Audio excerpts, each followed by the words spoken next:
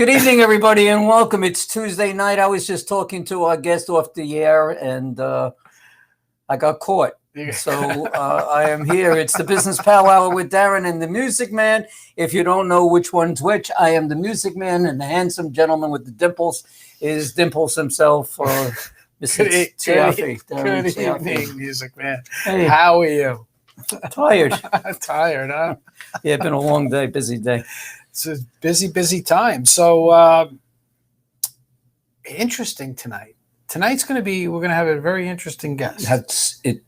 This is the Vincent Van Gogh of photography. Well, I don't know about that. See, now when I say that he's a photographer, he's not crazy. No, and he had both his ears. Yes, so. But you do have both your ears, right? Okay, just checking. But his work is that of an artist. I'm not talking about weddings, bar mitzvahs, and christenings and whatever. We're talking crazy stuff, underwater, deep water, been in 47 states. How many countries? 37 countries. 37. All right, don't talk anymore. What are you asking the question for? He's not even on. I just wanted a simple answer. So, okay, so let's bring him in then. Ladies and gentlemen, please give it up for Mr. Alex Wolff. Alex. Welcome, Alex. Thank you. Nice to see Thanks you. for being on the show tonight. Nice to see you. I appreciate you dressing up for us tonight. This is That's good. That's nice.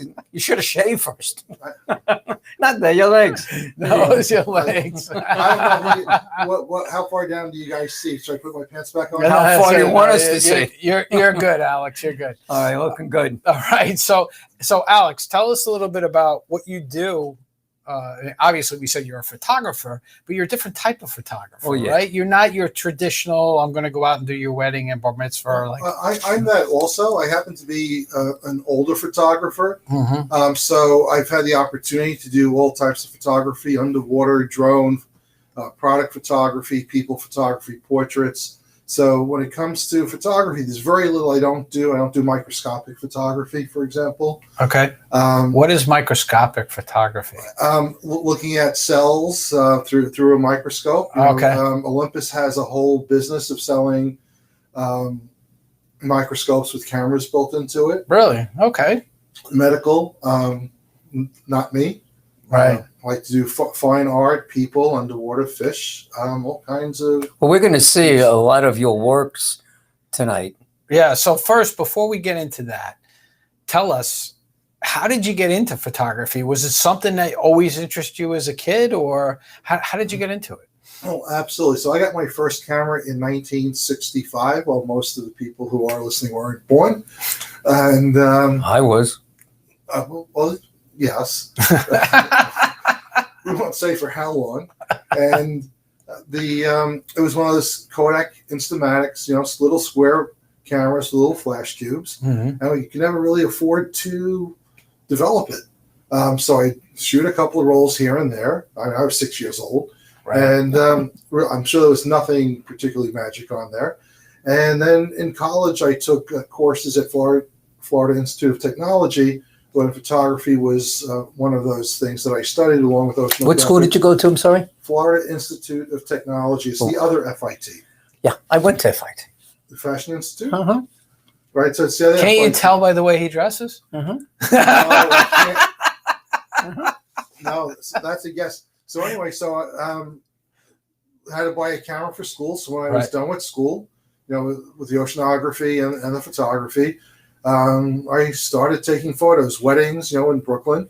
And yes, I do weddings and bar mitzvahs. I do all that. I always have.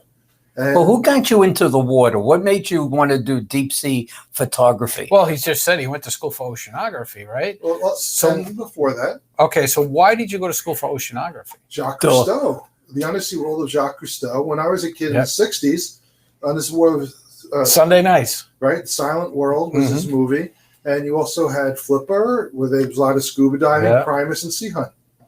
And I had the privilege of meeting Lloyd Bridges and his sons at a couple of events much later on. But and you met Jacques also? I met his son, Michel. I never met Jacques himself, although my uncle worked with him in California on the Queen Mary when they turned it into a hotel in Long Beach. my uncle was the architect on that project, and I don't know why Jacques Cousteau was part of the project, but they had worked together. That's awesome. That is awesome. So you get out of college, you got this camera now because you had to buy the camera for a class. Mm-hmm. So you said, okay, let me make a couple of bucks with this thing. Right. Yeah, actually, it was always a side job until 2012. I had a whole career on Wall Street, in the cosmetics industry. What do you mean you had a career on Wall Street? Photography? No, Wall Street was back office. You were turning cards? That's what they were doing on Wall Street. When you got a job there as a kid, it's called turning cards. You're soliciting people. No, so that's front office, cold calling, trying to pull business. But in the back side of the office, someone has to make sure that if you buy a bond from Darren and you want to get it, someone has to go to the vault and pull it out and send it to your brokerage house. So I was part of that process, and then I went on to do auditing. And I want to get rid of this really fast because it's not the interesting part of what I do. No, we want to see how you got to where you are now, because where you are now is really interesting. Did you ever forge any bonds? The answer, I was an internal auditor. I caught people. And when you had the camera, that really state-of-the-art camera, and go in there and then go home and adjust them. No, my job was to find the people doing that. For quite a while, I was doing internal auditing. Forensic? And then I was doing system design for the company, both domestically and internationally, which is how I really started to travel. Mm-hmm. I had come back from my honeymoon in Ireland, and that week they said, hey, you got a passport, right? And that was all that qualified me to go to Japan on and off for 2 years to develop a system for what we did. What kind of system? It's a security system. So not as security as in alarms, but as in stocks and bonds, so moving them and purchases and all that. So what I'm going to do now, I'm going to start your photos, Alex, and get them going here. Tell us a little bit about, is this now you're traveling to Japan and you're traveling to these different countries? Tell us where you are when they pop up. Is this what started you from, doing this type of that is, photography? It looks like three-dimensional. Well, I found Nemo. That's it. That's exactly what it looks like, right? Mm-hmm. Yeah, and that was not in the Maldives. That was actually, I think, in Bali, in Indonesia. So the business gave me a lot of opportunity to travel: Hong Kong, Singapore, Tokyo, London, and check this one with the sharks. That's my self-portrait. Yeah. That's great. My rule was that I would always use business travel to my advantage. Mm-hmm. So if someone paid this is the picture that I talked about. It looks like artwork. Would you stop? I just am amazed by this. It's great stuff. The pictures are going too fast. You know what? I can't control it. There's 18 minutes of this stuff. So we'll run it once, then we'll run it again. We got plenty of time. Relax. We'll do that's that. Right. I'm okay. Just gonna sit. So I'm sorry, Alex, for his interruption. No, that's great. Just so everybody knows, and this will answer for Norm, the pictures of the fish were all done underwater. So now we know where they were done. Okay. This is a Komodo dragon in Indonesia, in the island of Komodo, my boyhood dream. And I do work with all types of people. So you were saying before, you still do weddings, you still do stuff like that. What did this young lady do? She's a singer? No, she's a real estate agent here on the island. Okay. So you start traveling. And you said you're going to take advantage. If somebody's going to send you somewhere, you're going to take advantage of that. You're not going to be, I was the type when I traveled a lot with business, I don't travel as much as I used to, where I'd go and I work my butt off all day long, go back to the hotel, sleep, go back to work and then get on a plane and come home. Right. And I didn't really get to experience a lot of things in a lot of cities I went to. And I can say I've been to a lot of places, but I haven't seen a lot of places. Well, that didn't really fly with me. And let me tell you, when I was working, we'd work 18 hours a day. There used to be a pill called Halcyon. I'd get on the plane in JFK, take one of these sleeping pills, and wake up in Tokyo and go straight to work. Right. And then, because it was systems analysis, design, and building, so you have all these steps, and so you're always testing and learning what the staff is doing.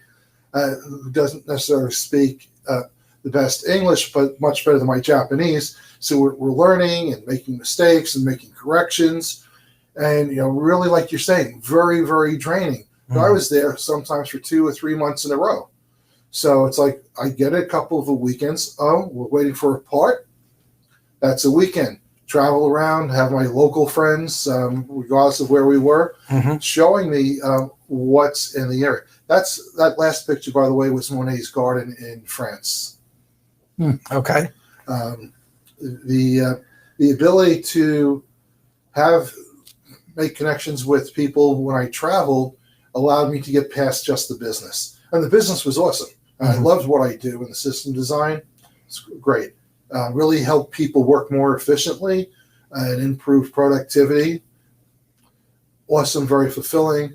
But as someone, actually as a minister once told me, that this is my ministry, is capturing things through the camera and then sharing them with people what they might not otherwise see. My first gallery show was actually when I was about 1982, and it was called Moments, because at that time I thought of everything as the camera is doing everything in only a 125th of a second in a blink of an eye. So let's back up just a hair, all right? So you went to work on Wall Street after college, okay, and you're doing the photography as a side gig.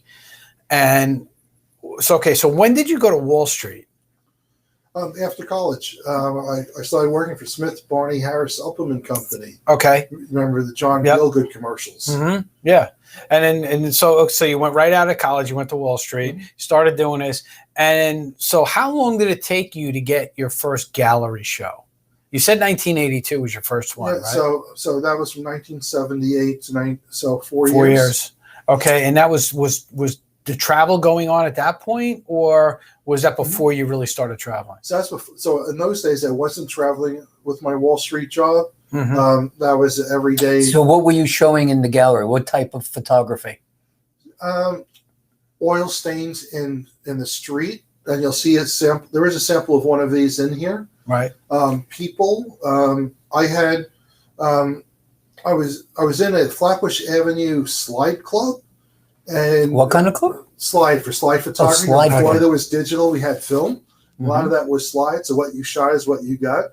And my first competition with them, I took first, second, fourth, and fifth place with a couple. And there were very different photos. And sometimes it's psychological.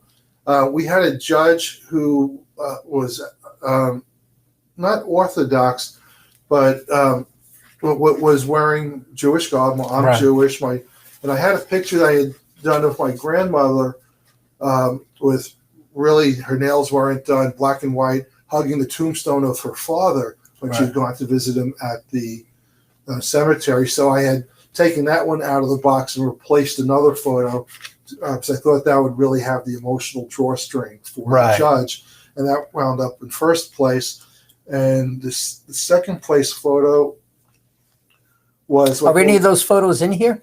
No, they were filmed a long time ago, and we're talking. The quality is much different than the digital, right? Yeah, it's not that. And I'll tell you, it's much easier to learn from digital than it was from film, unless you're developing your own film all the time. Because with digital, you get to see right away, oh, that picture is not very good, and you get to correct it. Right. With film, I would sometimes be taking pictures on one roll of film. 36 is all that you had. I worked downtown. The World Trade Center was in the gallery, all kinds of stuff. And sometimes I didn't develop film for 2 weeks. I didn't know if I got any good pictures for a long time. And then I'd say, oh, look what I did wrong. So that learning was there. Now when I shoot in digital, I could say, wow, that's an awful photo, and I could just retake it and work on it. And then afterwards, I get to put it on the computer, which is where on Wall Street I was an IT guy. So with my computer stuff, I was really able to tie in and say, wow, how am I going to use this computer to fix my photos? So if Alex, do you have like these photos for sale? Like, like Norm is in love with a couple of these photos, and if he wanted to buy them, for his home. Not only can you buy them, you can rent them. You can rent them, which is another business. Let's talk about that in a second. Talk about that in a second.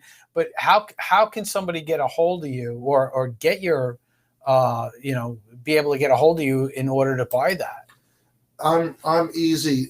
There's another Alex Wolff online. He's an actor who, when I was number one at 10 years old, he knocked me off the number one page of Google. Okay. So I'm not very happy with And him. you have 2 Fs instead of 1. I have 2 Fs, and so does he. Oh, he does? But I'm Alex M. Wolff on all the social media and Concierge Photography. So I show up pretty easily. So we just put your information up on the screen. So you can go to longislandportfolio.com. You can go to concierge-photography.com, right? You can go to your LinkedIn page, which is concierge-photography. Concierge Photography Long Island is your Facebook page, right? Or you can call 516-675-4315. Or you can go to Instagram. Yeah, 516-375. Okay, yes. 4315. I'm a lousy typist. Yeah, that's all right. That's all right. No worries. No worries. We'll make that correction in there. We just want to do a quick shout out to Brittany. Hey, Brittany, how are you this evening? Brittany's in the state of Washington. Yeah, Brittany watches she's every week. An avid viewer of ours. Hello, Hi, Brittany. Brittany. Hope you're feeling well. So, it amazes me because I'm looking at some of these photos. Is how long does it take? So I want to walk through this process with you if I could. So the camera you brought today, is that an underwater camera that you brought? So actually, what I brought is an underwater housing, which is right here. This is what I put a camera. Oh, you put a camera in that and take it underwater. And it's got all the controls, right? And I can see through the back because it's digital. Right. And here's one of those differences. When I was shooting film underwater, it would take 3 rolls of 36 for me to get one okay photo. Right. Now, with my chip, I could be underwater for an hour. I could do 600 photos, although I jump in the 100 range. Right. And of those 100, 40 of them might come out good enough for me to use. So because to me, I take my phone out and I take a picture and I go, good picture. So, how long, like this octopus, right? That's an octopus there, right? How long did it take you to get that shot? Or how many shots did you take in order for you to say that? How much does an octopus ask you to pay them in order to take a picture? They never ask for an arm because they have enough. Because how do you get them to stay there and not move? So they don't. So that was actually at night off the island of Komodo. So the dragons are up above and the octopus are underneath. And so I remember that octopus really well. So I spotted the octopus in my light because you can only see what's in your light. And that now on my camera, even though I show only these knobs, I will have lights, a set of flashes that are strobes that only go off for a brief second. Right. And then I'll have either a focus light or video lights as well. So what looks small here is actually all the way out, probably out to here. Right. For me to be able to do that. And so I follow it. For a while, it just ignores me. Then it starts to move, and I follow it as it goes along. And the octopus change. Do they ever attack? And their texture? No, almost nothing. Well, they change color, right? They change color to match their surroundings, right? And they also change their skin texture so that if they're on a coral that's got a lot of sharp stuff, their skin, instead of being smooth, looks just like the coral, and right in front of you, they can disappear. You can be looking at it and then not see it. And the other way around is you'll be swimming along somewhere and something will catch your eye, a little bit of movement, and you look at it and it's like, I thought something moved. And then all of a sudden you see the octopus's eye and you come a little bit closer and he's not moving, or she. And all of a sudden they start to change color to better blend into the background. So, I got an octopus. And they're very hard. It took me years to see. This is another octopus. It took me years to see them. Okay, so I'm assuming in college when you were taking your oceanography, that's when you started scuba diving. Yeah, actually, no, I started a little bit before. Friends of mine had a boat in Brooklyn, and we used to go places. They were much older, and they got us started. But I got certified at Florida Institute of Technology. Right. So now you're traveling. and you're like, okay, I'm going to take advantage. I'm going to scuba dive because I'm at these great places to do this. So when did you say, you know what, I'm going to start taking pictures too when I'm under the water? Was that immediate, or is that something you had to work yourself up to? Well, there's two different things you have to work up to. One is your skill and proficiency underwater, and the other is financially. It's a very expensive hobby to have. Right. Well, scuba diving is expensive enough, and underwater photography, like that housing is $2,000. Right. The piece in front of that The housing is $900. The camera to go in it is $1,500. Right. The lens to go on that is, depending on which lens, is $600. And that port. So you're talking like that's a $7,000 to $8,000 get up for you to easy. to get started in it. And it's Right. actually, it's much more, because the more you do it, the more options you need to be able to fulfill. Like, you can't use the same lens for a small little fish as you do for a whale. So how do you change the lens? You can't. You make a decision when you're up. Okay, what am I going to photograph today? So I'm going to pick whatever lens I'm going to use, and then that's it. Well, how depends what you're going after. But okay. So we go back to the days of film, right? We remember the days of film. A lot of kids who are watching and stuff, they have no idea, and how did you, each roll of film was basically 36 pictures, right? So how did you change rolls of film? You couldn't do that, right? You just go down, take 36 and come up? That's it. When you're done, you just enjoy the dive. Remember, the first thing isn't the photography. The first thing is enjoying underwater, watching the fish, the sharks, the dolphins, the whales, the octopus, watching the fish and animals interact underwater. The color is beautiful. Yeah. If you never pick up a camera, you can spend your whole life scuba diving and not see the same thing twice. Right. But what I found is I didn't mention I'm an instructor. I'm a scuba diving instructor. I don't teach anymore, but I've taught about 250 people to scuba dive. As your skill builds, you want to find other things to do. So that's how I picked up the camera. Does your family scuba dive too? One of my trips to Hong Kong for their stock exchange, I met my wife in Hawaii, and I certified her in Hawaii. So she dove for about a year.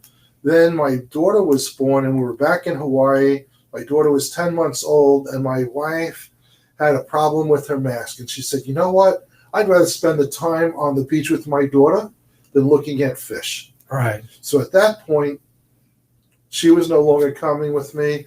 In a couple of years in Aruba, my daughter had some ear problems when she was doing lessons. Thought it best that someone else teach her.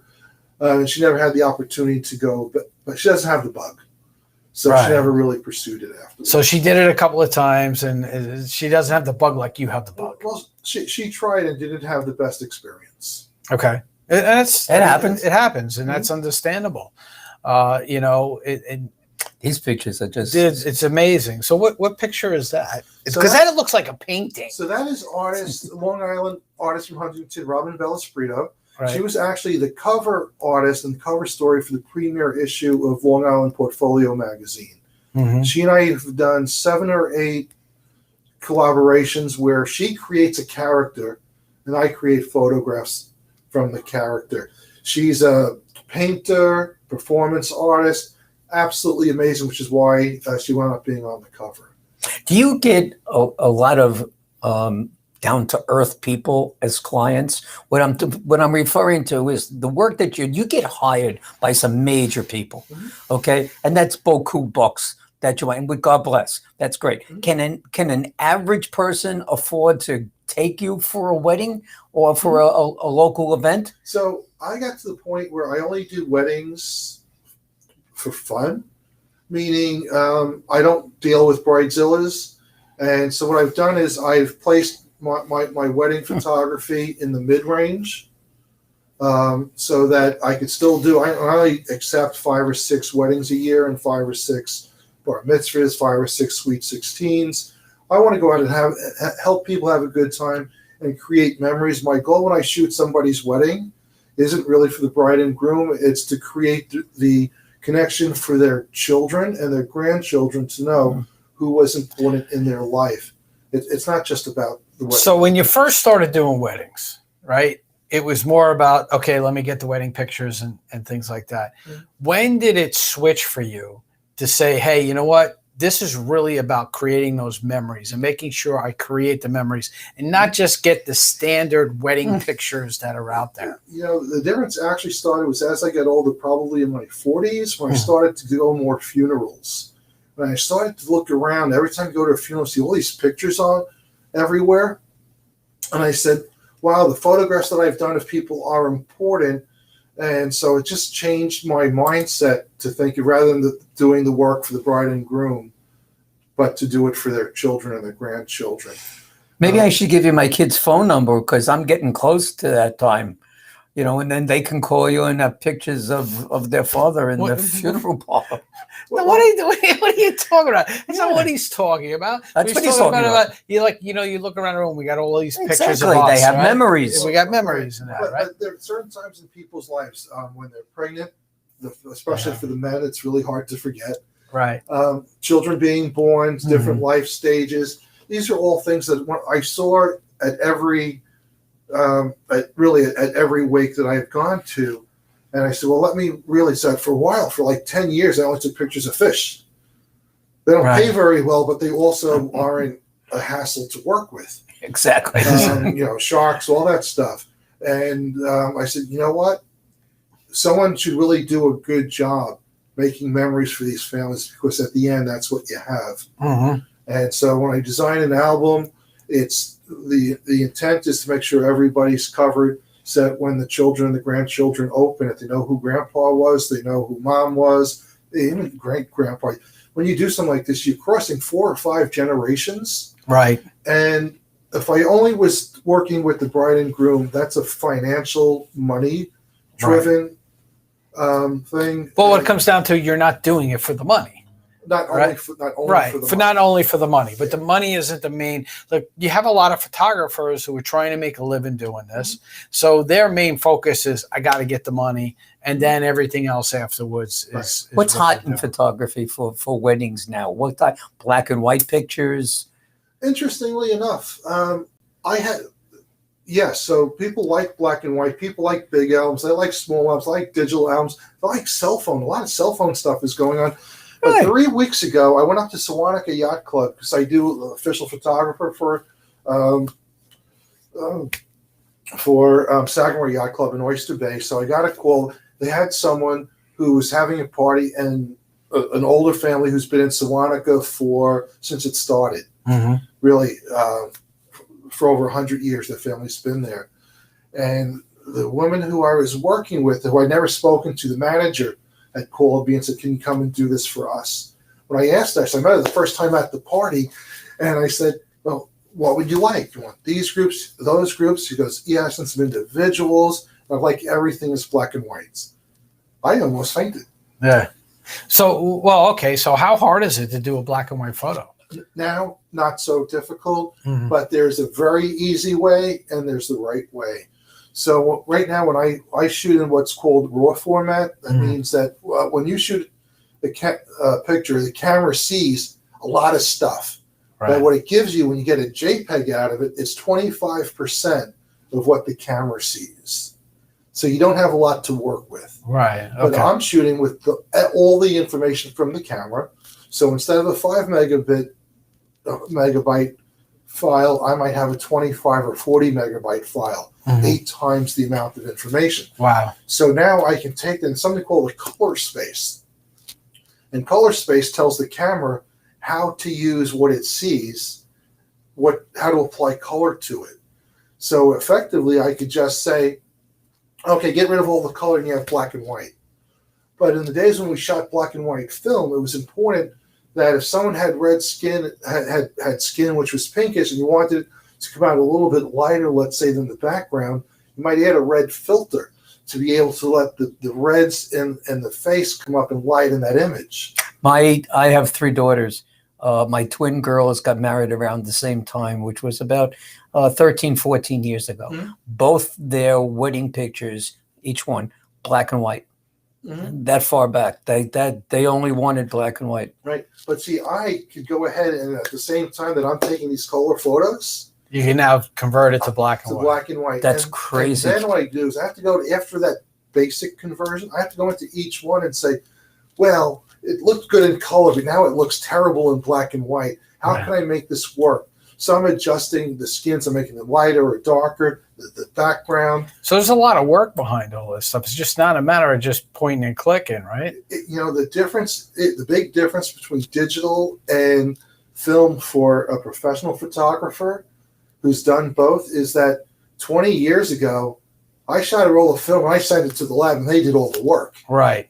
Now I shoot the film, I shoot it and I do all the work. So, Alex, so if you guys want to get a hold of Alex, you can email him at alex@concierge-photography.com or go to his website, longislandportfolio.com or concierge-photography.com. You can find him on LinkedIn, Facebook, Instagram. We're going to take a quick break. And when we come back, we're going to talk to Alex more about how he got involved in this and the different things that he finds interesting. We're going to talk about some of the interesting places he's been in regards to the pictures and some great shots that he's done. And we're going to discuss the other businesses that are related to this. So it's not just taking pictures. You've made it really grow. Yeah. And that's what we'll it's be all right about. back right after these messages.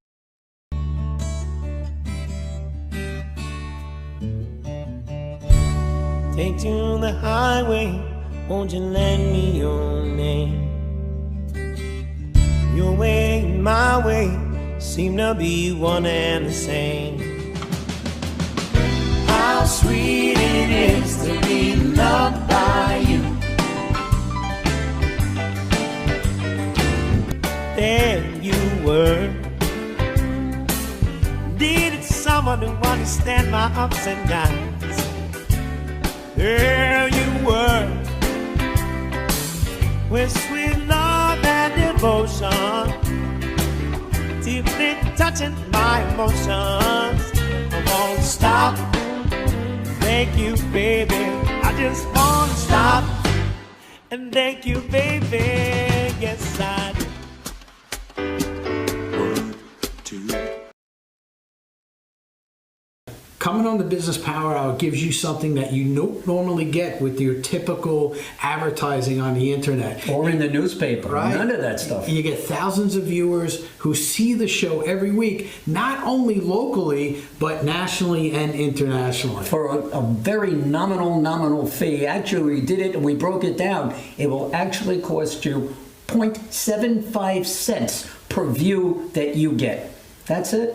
All right, so if you're interested in being a guest on the Business Power Hour with Darren and the Music Man, please give me a call at 631-698-9696 or email me at norman@friendentusa.com or call Darren at... You can call me at 844-987-CBMS. That was 844-987-CBMS, or email me at Darren@bphdmm.com. I think I'm going to get in touch with you also. Yeah? I am, to make sure that you get here on time. Oh, okay. Next time. Yeah. All right? It's the first time ever I've been late.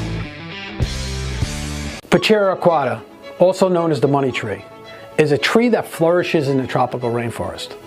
Unlike other trees, it depends on 5 separate trunks to prosper, each one bringing its own share of water and nutrients to the leaves. Like the money tree, your business has many different trunks that need your attention. Sales, marketing, finance, operations, and culture. Fail to cultivate any one of these and the whole tree collapses.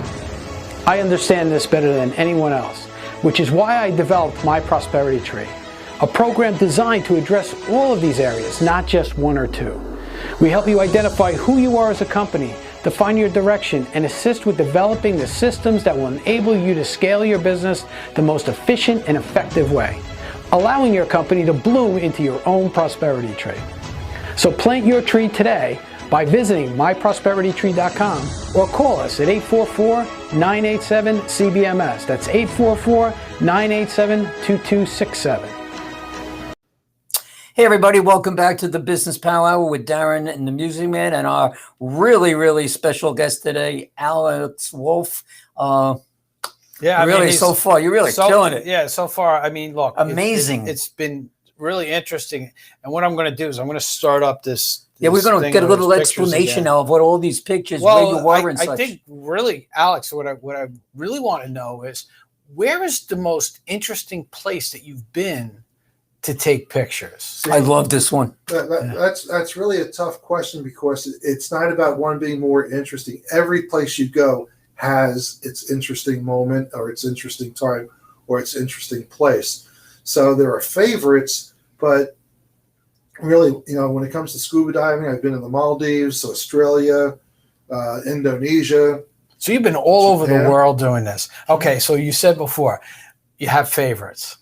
What's your most favorite spot that you've been diving? So right now it was Bali, actually Lombok Straits. I take a boat from Bali, and there's a place called Crystal Bay, where giant ocean sunfish come in to be cleaned by different kinds of banner and butterfly fish. And they're just the weirdest, most awesome fish that you've ever seen. Do you have any pictures of them in here? Not in this deck.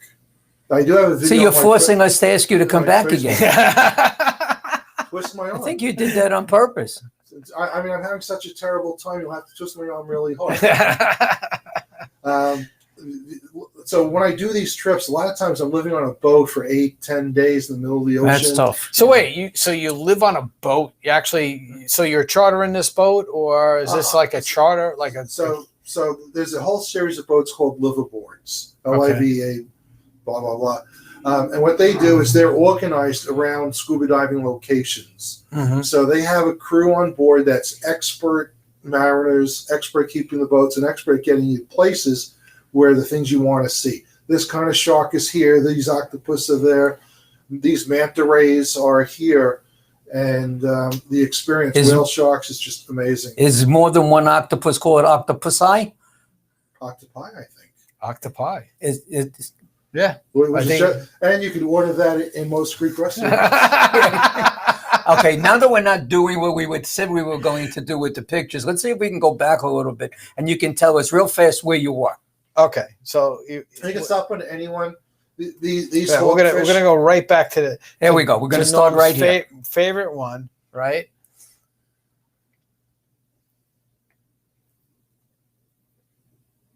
How come it didn't start? Well, it takes a couple of seconds. There we go. There we go. All right. So the first one is clownfish. Right. And these were done in Indonesia. Okay. Next. This was my studio. This is Michelle, who posed for me one day.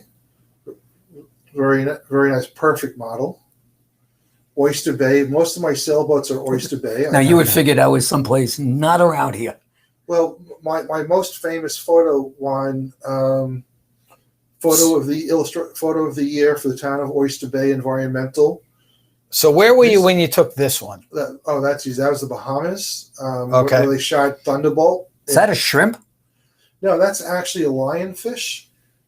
Oh, that's beautiful. And it's Look a at top view, and I worked very hard to get that. I've taken that shot 150 times all over the world, and only got one that was actually. Now this fish is all over the world? It's not in one location? It's not supposed to be. They're invasive in the Atlantic and the Caribbean. They came from Asia. They went to Hawaii, and people in a hurricane, I understand, had let them out. Are they edible? Curacao. Yes, they are. They are edible, but most people don't eat them, and sharks don't eat them. What they do is they spear them and try to feed them to sharks to get the sharks to eat them. This was at Crest Hollow Country Club. Okay. She's Gamora from the Galaxy, Guardians of the Galaxy. All right. This I mentioned before was Komodo. That had to be interesting going there.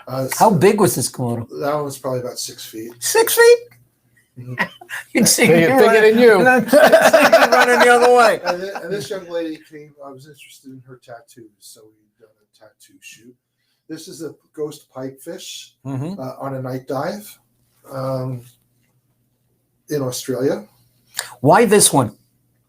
Why This that picture fish? right here. This one? Well, I want to show people that I do sell. I get hired to do pictures of the crew. That's actually from the racing series It's Sagamore Yacht Club in Oyster Bay. Who's this guy? He's a magician and also a public attorney, public defender. Nice guy. This is Jones Beach. Was that an osprey? It's a seagull. I think that's just a seagull. Yeah. I was making like I knew something. That's it. And there are ospreys out here. They're awesome. I don't have a good photo. Yeah, but that was definitely a seagull. And they got lots of them down at Jones Beach. And the hawkfish live in black coral, deep sea. A lot of them in Hawaii, not so many where I was in Bali. And again, almost all the sailboats are Oyster Bay, Right. usually Wednesday nights. Do you own a boat?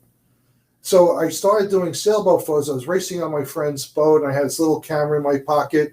And I took a picture of a boat called Dauntless Frog as it grounded. It had its spinnaker out, and I saw it going back and forth. I got this series of 12 photos as it grounded. And my friend said, you're a much better photographer than you are a sailor. But where is this? What is that? That's a type of worm that lives in the ground. Very sharp teeth. It comes up and How big is it? fish. About this big. How do you catch an eye? How does your eye find these things? You start looking for things. When I teach students, I teach them to look at the book and look for something that you want to see and then go look for it because it's there. And you don't see it if you're not looking for it. So these guys live in little holes, and I've learned that every time you see a hole in the ocean, something lives in it. I never know what it is. So I found a couple of different pictures of these around the north shore of Bali. They have a Liberty ship that sunk up there, and that was out there. And as I mentioned before, this is Monet's garden in France, in Giverny, France. And I try to give it a painterly feel that not quite to what he does. Some of your pictures are just amazing. So picture that one in France, framed and hanging on your wall. So after we get done with this, we're even going to that talk sunset. about that. Where was that sunset? So that sunset was a beach in West Hampton. Right. So that's Long Island. That's right here. Nobody knows So it. Here. This is another one of Michelle. I do a lot of figure Did she studies. hire you? She wanted pictures? No, I hired her. You hired her. So Okay. what happens in my stage of the game, there are people who hire me because I could do for them what they can't get done elsewhere. Mhm. And there are people that I hire because I have a concept in mind. And so either we do what's called a trade for print, where we both agree that it's a concept like Robin Bellisperito.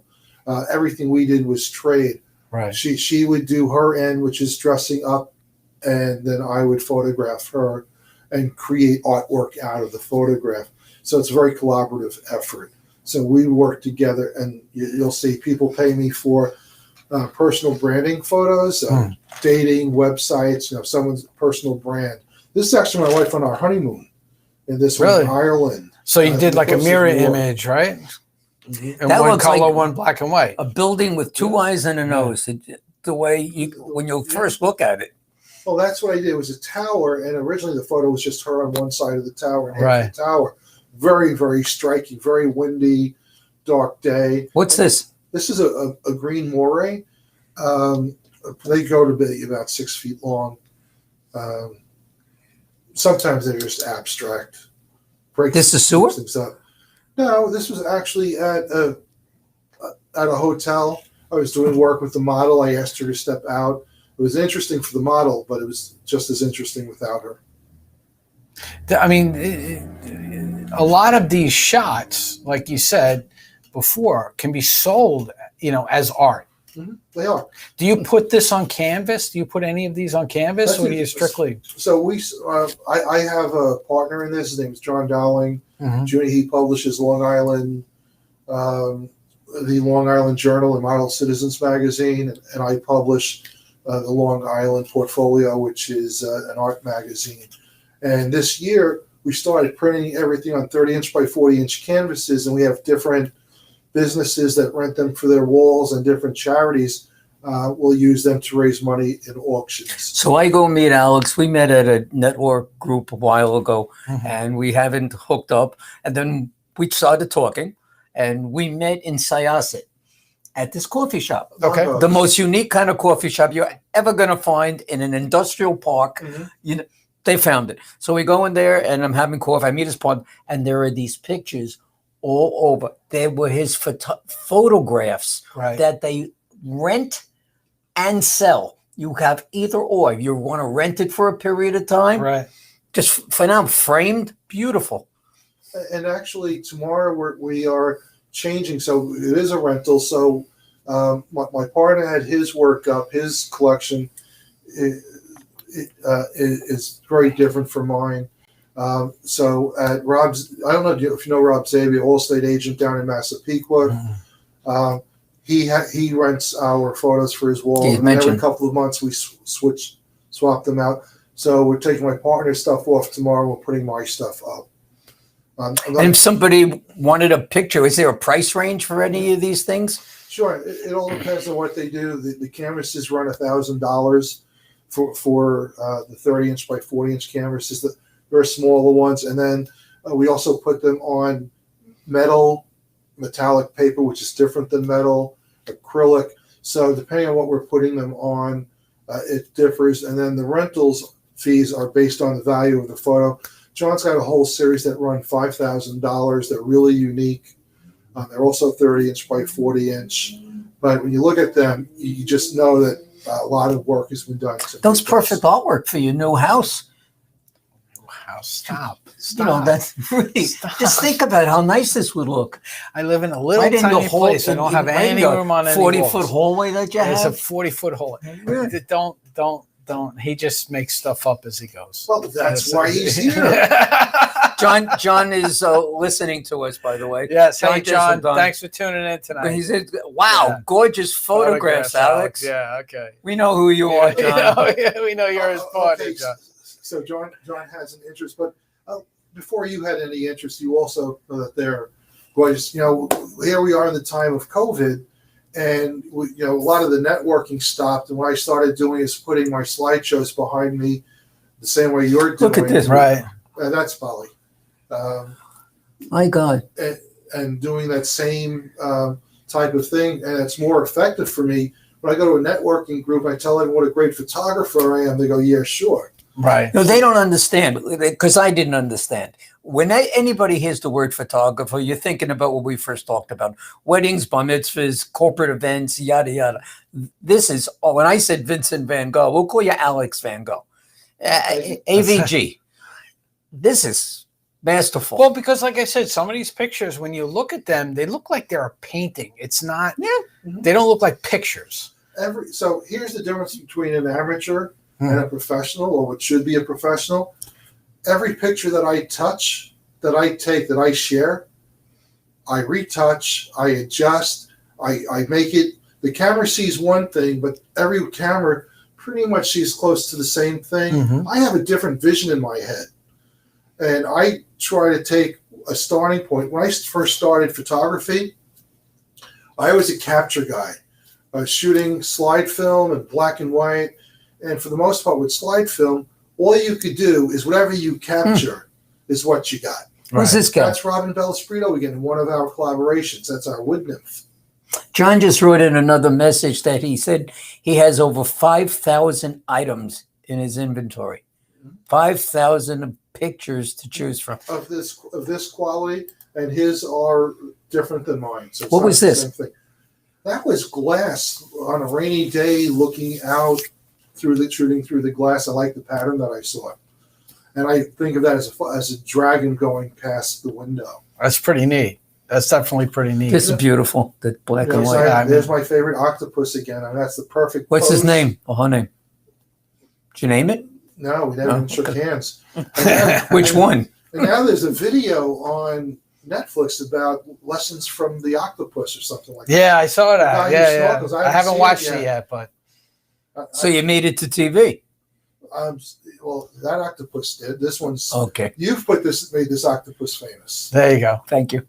You definitely did that. So if you want to get a hold of any of Alex's art or anything like that, you can go to Alex. You can email him at alex@concierge-photography.com. Go to his website, longislandportfolio.com, his other website, concierge-photography.com, or look him up on LinkedIn, Facebook, or Instagram. He's all over the place. His phone number is 516-375 4315. And if anybody, well, we have some time left. If anybody wants to call, we didn't give off the phone number. 631-619-7500, right? Yeah. Yeah. Okay. Yeah. If anybody wants to call and ask Alex any questions. John, you want to call in and say hello? Call in and say hello. Yeah. We'll see John calling. Now, I know that because we've talked, because I have another business and I put on concerts primarily for charities, and you were kind enough to introduce me to one. But tell us about the work that you do for different charities. Well, I do a lot of golf outings. So when I do golf outings, I get hired by this guy, Larry Battaglia, Golf Event Planning. He does them, and I'm the preferred photographer for his clients for some photos. Drone photos of the club, that kind of stuff. But I've got a couple of charities that are my core charities. Number one is Cerebral Palsy in Nassau County. When I bought my photo studio in 2012, the old owner had done all the photography for them for like 20 years. And so when I bought the studio, I saw in the email that, oh, here's something about cerebral palsy. And I saw that he was supplying the photography for them. I was like, I'm not going to let that fall. So I joined the committee, and I've been on that. And I thank you for the referral, by the way, with Pat. So I look forward to helping them. Oh, yeah. I when I spoke to Pat and she heard what you do for charities, she was thrilled. All the charities need to be able to do something with minimal risk at this point. Sure. And being able to raise money and also provide something for their supporters that is unique and wonderful, like being able to go to a concert, whether it's online or in person, and hear the music that they love. That's a tremendous value for any. And again, I appreciate that. Thank you. Yeah. So that was awesome. Pink Tie is a charity. If you're familiar with Pink Tie, I led their photography for a couple of years while they were doing their galas. Long Island Hospitality Ball. John's actually, I think, their lead photographer. And so I do photography for them. I was just at the whiteboard. Do you do anything for Long Island Cares? Not directly. Well, I'm going to introduce you to the director. The fight for Long Island Fight for Charity was actually community chess. That's Pink Tie. Well, no, that's a different charity that Pink Tie supports. Long Island Yeah, well, that's Fight what I for meant. Charity. Right. Yeah. But they support community chess, Long Island Community Chess. Well, I'm doing a concert for Long Island Cares, and I'll introduce you. Please. Well, I'll send a message to the director. Please, happy to see how I might help. It's a really great charity. Well, you're very involved in charities. We talked about it before. There are a number of charities that you're involved with that actually have been on our show. Yeah, Magro Foundation, ACLD. Terry Magro, and a whole bunch of other places. How did you get involved working with the charities? Well, I guess all my time when I was working in the city, I never really had time to do any of that. My wife takes care of all the giving and most of the volunteer stuff, in spite that she's busy with her business.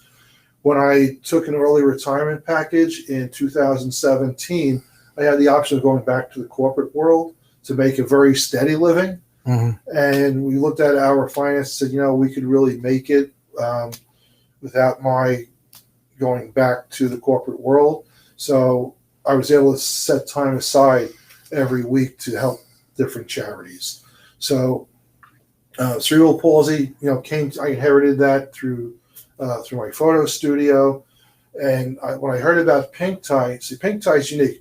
As an individual, I could only raise a little bit of money for charity. Pink Tie was organizing hundreds of people in the real estate business, and they were bundling. They were doing all these fundraisers, and then they were signing the check over.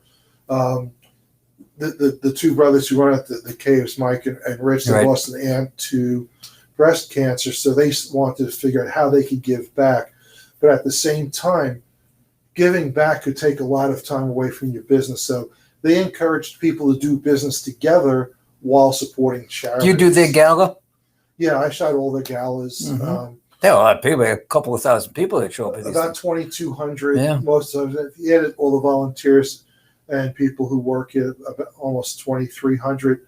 Very big. Crest Hollow, the Carlton, just huge. And the people who support it, the mortgage broker companies, the title insurance companies, and all the real estate agents, Keller Williams. I maintain relationships. That's some real estate company, Keller Williams. Yeah, You know, it's not a household brand name, but they're pretty big. but it should be what they Yeah, do for their agents. And, Absolutely. they have a lot of offices. I shoot headshots for the Landmark office in Queens, and I just finished last week doing 15 headshots in the Garden City office, Rich Amato and his group. So it works. You know, if you encourage people to do business together where they make more money, you encourage them to donate that money. You know, the first person I'm going to call when I need something done is someone who I know is charitable and is giving back. I'm not looking to do business with people who are amassing wealth only for themselves. If they're giving back, that's who I want to work with. I got to tell you, Darren must be very, very impressed with you. And the reason why I say that, you're the only one in the 4 years we've been together that he's actually read the contact information of, how to get in touch with somebody. He has never done that before. It's always been the person that's here. Is that right or wrong? This is For the the most first. part. Well, no, it's not. It's not the first time, but yeah, I very rarely do that.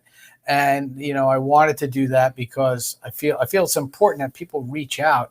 I mean, God, if they can get some of this art, I mean, it's just tremendous stuff here, and this is all crazy. good stuff. Not only that, is it because he gives back the way he does. I think it's important, and like he said, I like working with people that give back, and you know, I just found that everything that you've done, your life has been so interesting. And for you to say, you know, it's very lucky.